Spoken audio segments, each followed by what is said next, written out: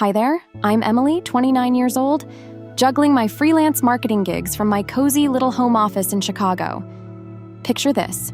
I'm a gal who traded the corporate grind for working in my pajamas, sipping coffee while handling client campaigns and sneaking in loads of laundry between Zoom calls. It's that kind of life where you feel like you're holding everything together with sheer willpower, you know? But let me tell you, I never imagined a regular old Tuesday would flip my world upside down. There I was, in the middle of a virtual presentation, sharing quarterly ideas with a big client's exec team, feeling that familiar rush of nailing it despite the kids' toys scattered under my desk. Wait, no kids for me yet? But I always pictured that someday. Suddenly, everything spun out of control. A sharp, blinding pain exploded in my head, like someone had cranked a vise around my skull. And then, nothing. Blackness took over, leaving me terrified in that split second of what might come next.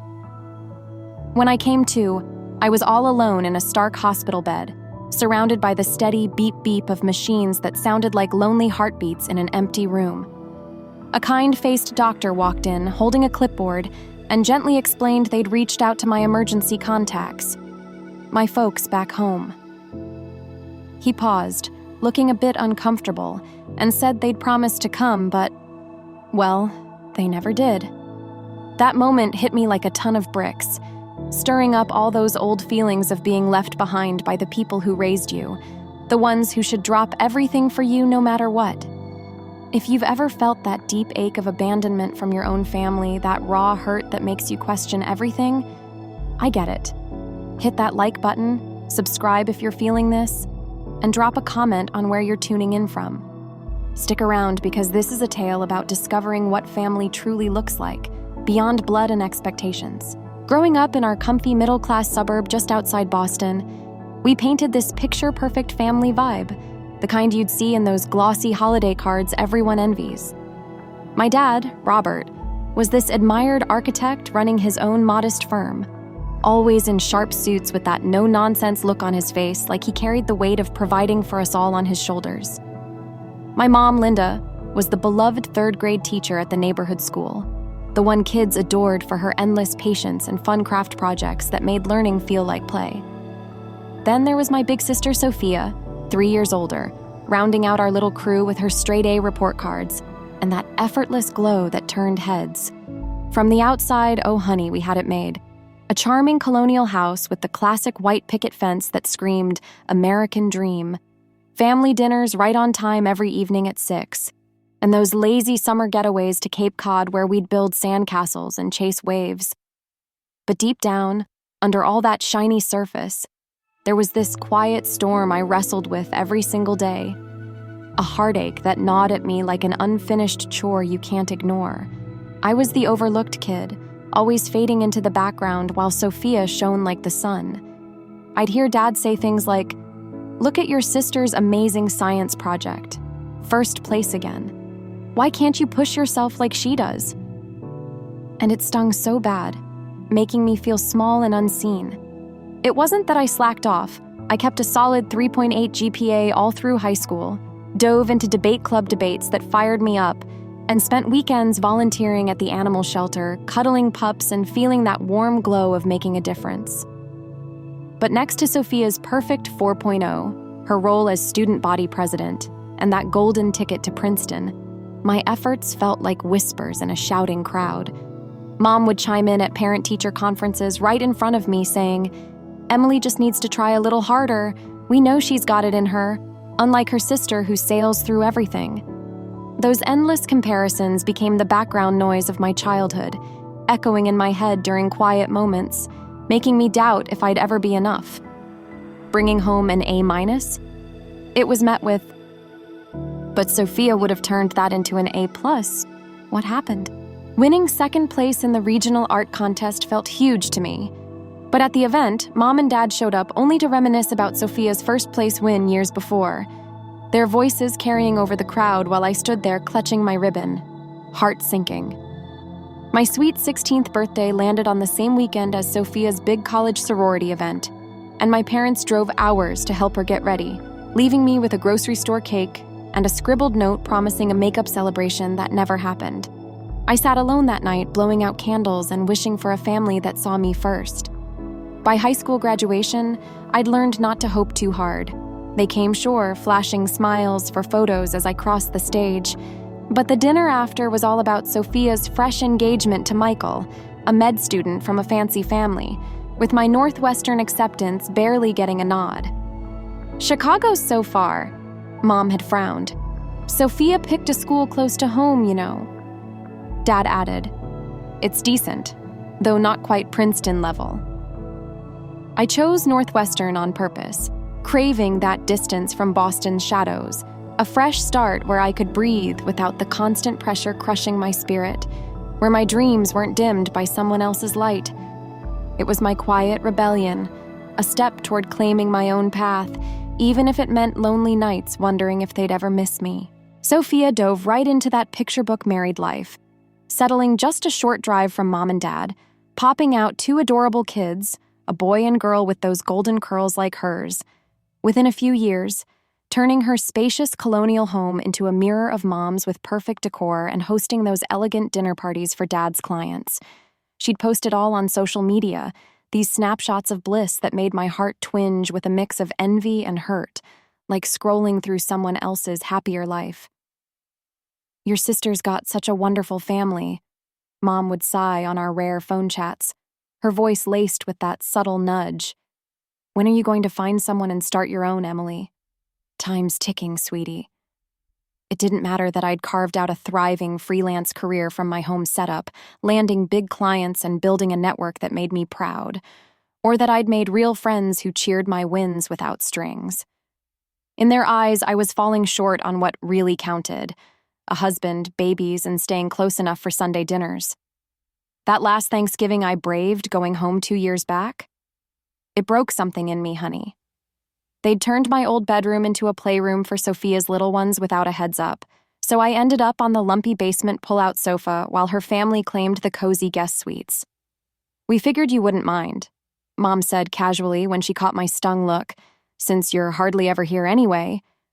Ouch, that casual brush-off felt like a slap, reminding me how easily I blended into the background.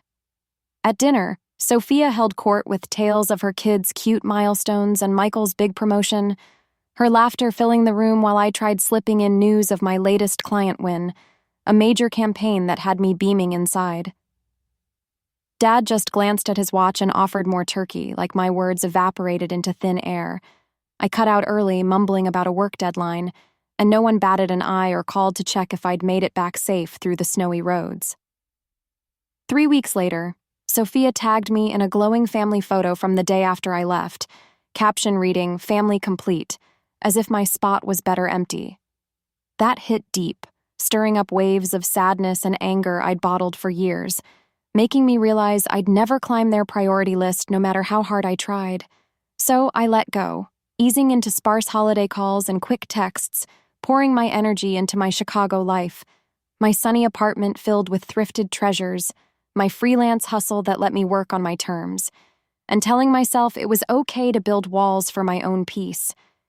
But that hollow spot in my chest lingered, especially seeing friends hug their folks tight or dash off for sibling stuff, a reminder of the emotional sacrifices I'd made to protect my heart. 5 years into my Chicago rhythm, I'd found my groove as a digital marketing whiz freelancing from home for Apex marketing firm, crafting campaigns for huge brands with budgets that made my head spin, all while cozied up in my Wicker Park nook with local art on the walls and my favorite mug always at hand. No sprawling house or minivan yet, but it was mine, a space where I could exhale without judgment. My friends, mostly fellow freelancers and pottery class buddies, embraced me fully, no comparisons needed.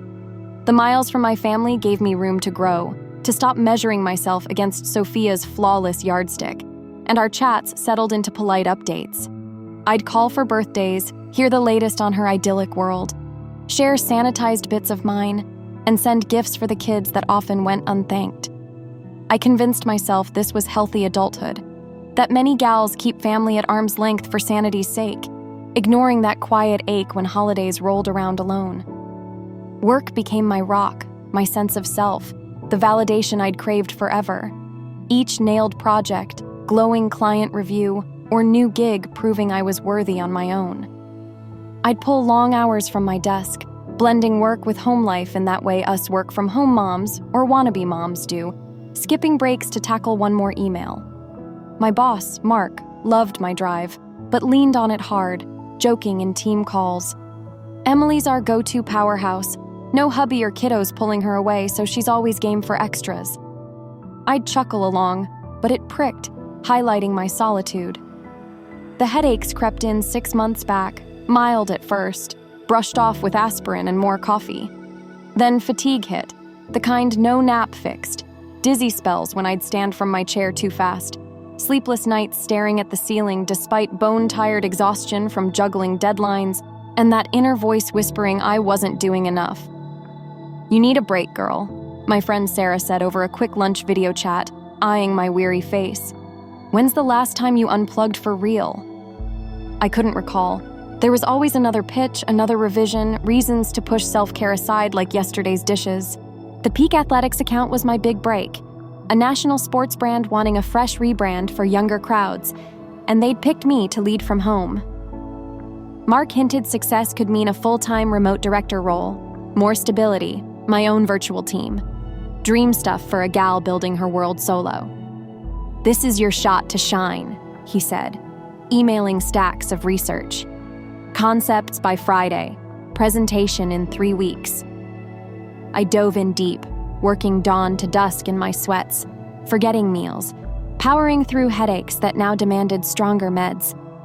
My screen blurred sometimes, but I blamed eye strain from late-night edits, ignoring my body's pleas like I ignored that nagging family void. Presentation morning, I woke to the worst pain yet, a crushing throb making light unbearable. I doubled meds, blasted a hot shower to loosen my neck, slipped into my power blouse that screamed confidence despite costing a chunk of my freelance check. "You look wiped," Sarah whispered on our pre-call check-in. She'd joined the firm remotely 3 months back as a copywriter buddy, becoming my work confidant. "Sure you're good?" "Totally, just nerves," I fibbed, cueing my slides. The execs logged on at 10 sharp, Mark introing me smoothly. I launched into the strategy, feeling that thrill, until the virtual room tilted. Faces pixelated, melting like wax. I gripped my desk, words echoing distant. Pain spiked behind my eye, hot and fierce. I reached for water, heard alarmed voices calling my name, felt my chair slip away as I crumpled. Darkness again. Flashes followed, shouts, sirens wailing, Sarah's worried face in the ambulance she'd insisted on riding, paramedics probing. "BP dropping, IV now. Ma'am, your name?" Pain consumed me, words failing, then blessed nothing.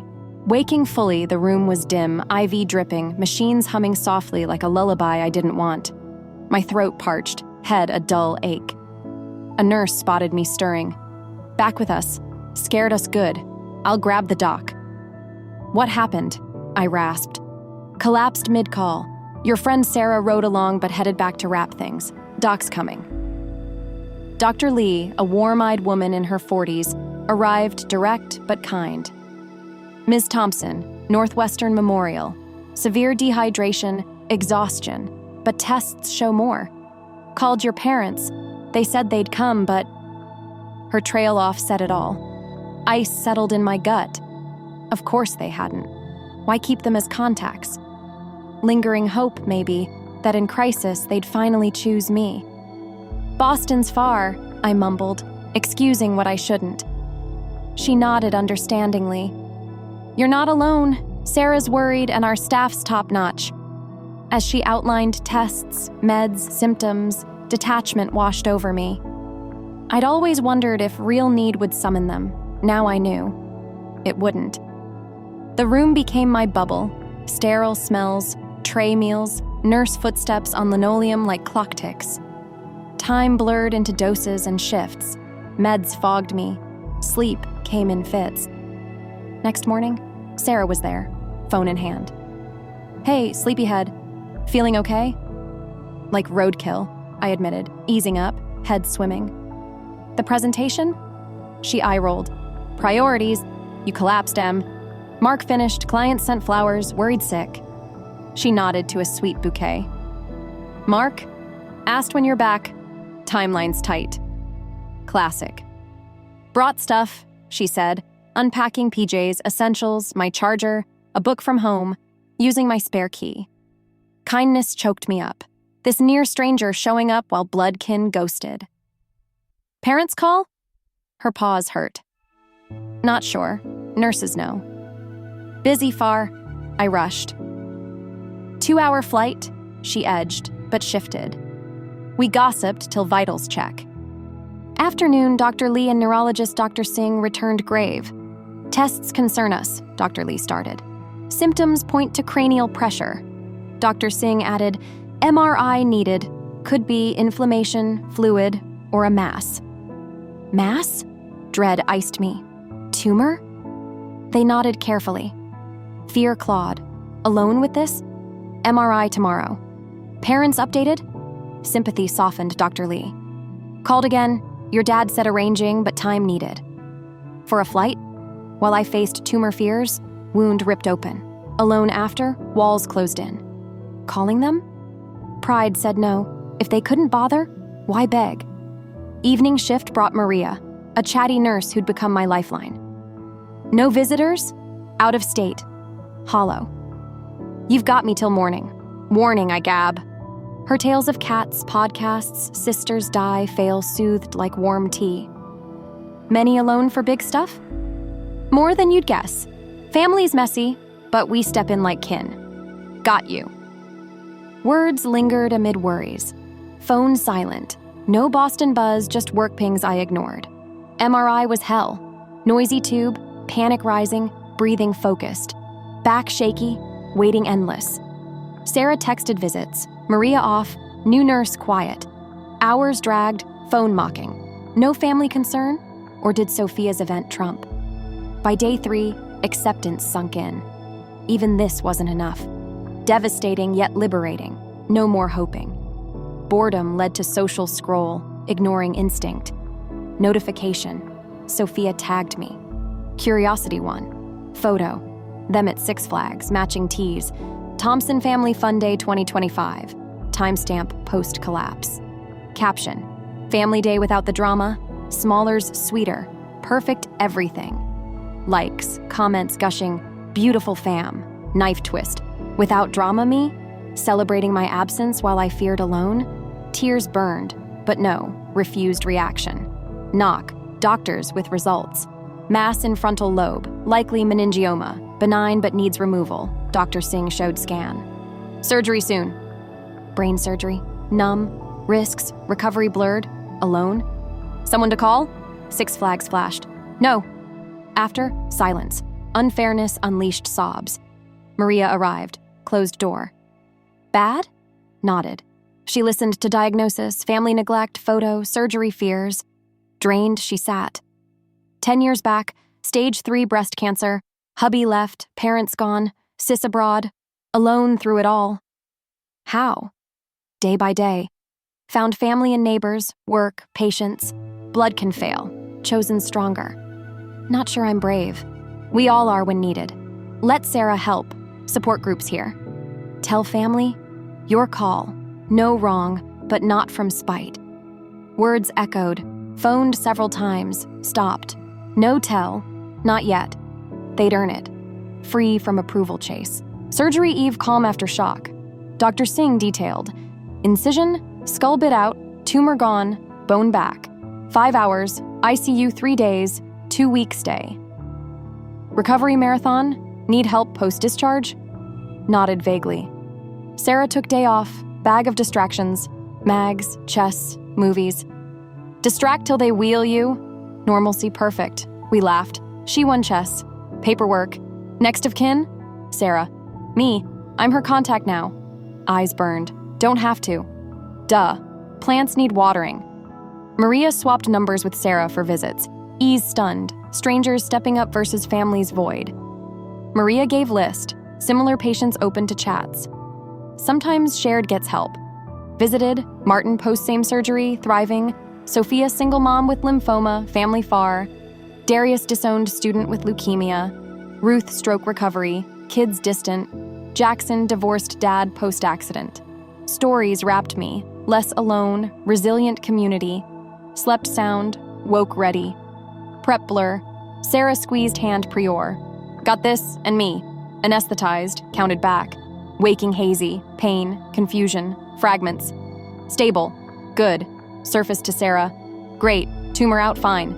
Ice chip, throat eased. Maria visited, Martin flowers. Fan club warmed. ICU days, med haze, clarity bits. Staff constant. Sarah daily with tokens. Day 4, regular room. Dr. Singh. Benign, full removal, therapy, monitor, but excellent. Evening meal, phone exploded, missed calls. Dad 17, mom 22, Sophia 26. Text, need you, answer. Then, Grandpa stroke, might not make asking for you. Grandpa William, the one who always saw me, taught fishing, chess, music, sent cards, called monthly. Dying, wanting me, post my surgery unknown. Called Maria. She read, sat. Timing, huh? Only one who... Voice broke. What do? What you want?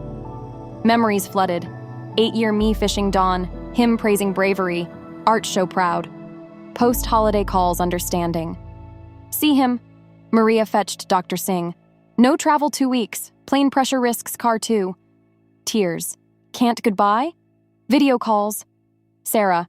Call family first, they don't know. Flanked dialed dad. Emily, where? Days trying. No hello.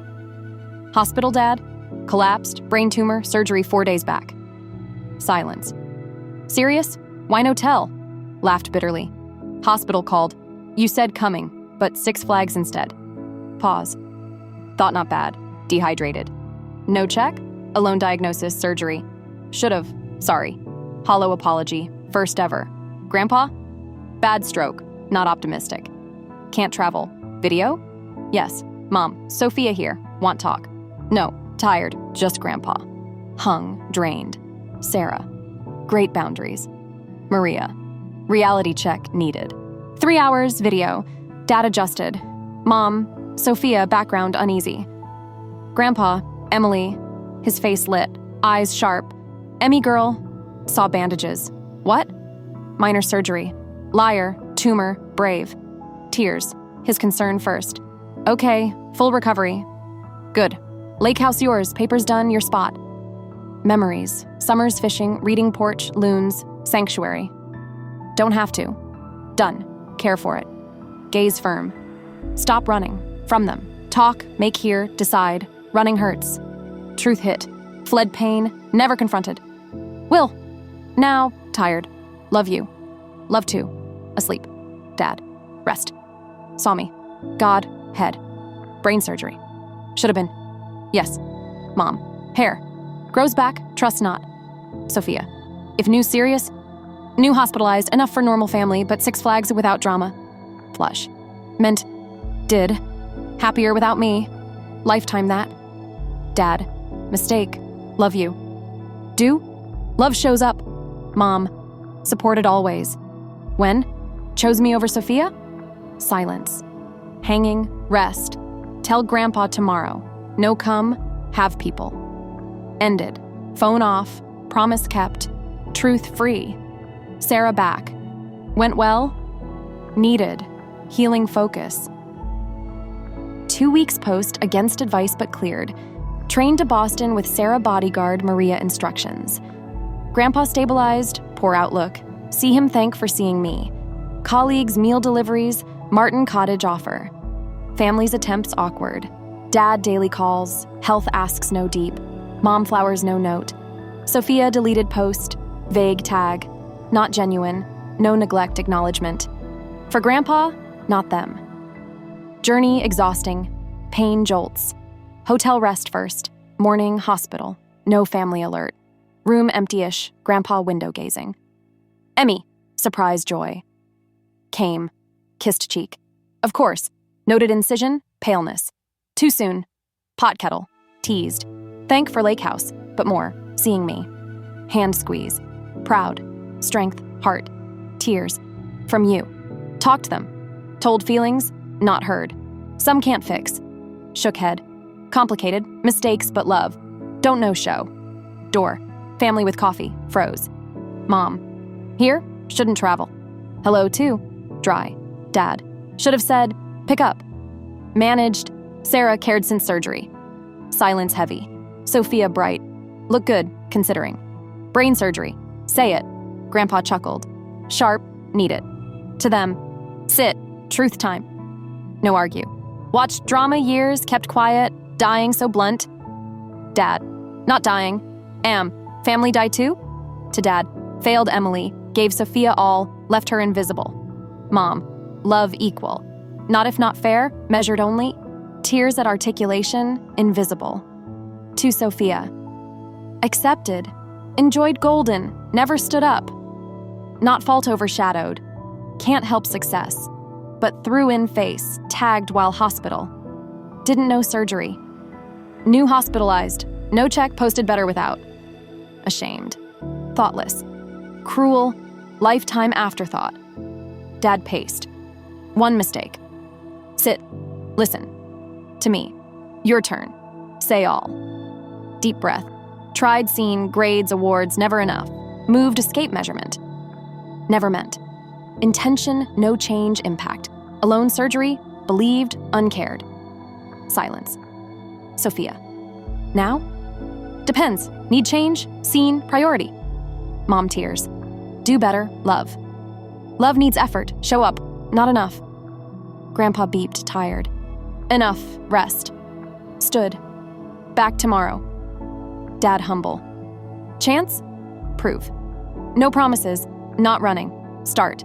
6 months on, Crystal Lake Dock, Sunset Golds. Recovery steady, setbacks but progress. Cabin sanctuary post Grandpa's passing 3 weeks after. Family complicated, visits awkward, talks hard, progress slips, trying imperfectly. Sophia civil, distance. Me changed. No approval need. Strength found, connections true. Sarah close, cabin visits tradition. Maria texts, coffees. Group social circle, understood resilience. Chosen family, choice, show up, not DNA. Ordeal gift, freedom from chains. Car doors, chosen arriving monthly. Deep lesson, family who shows, heals. Redefined family, comment. Like, subscribe for resilience tales. Share, deserve show up people. Thanks. Remember you do.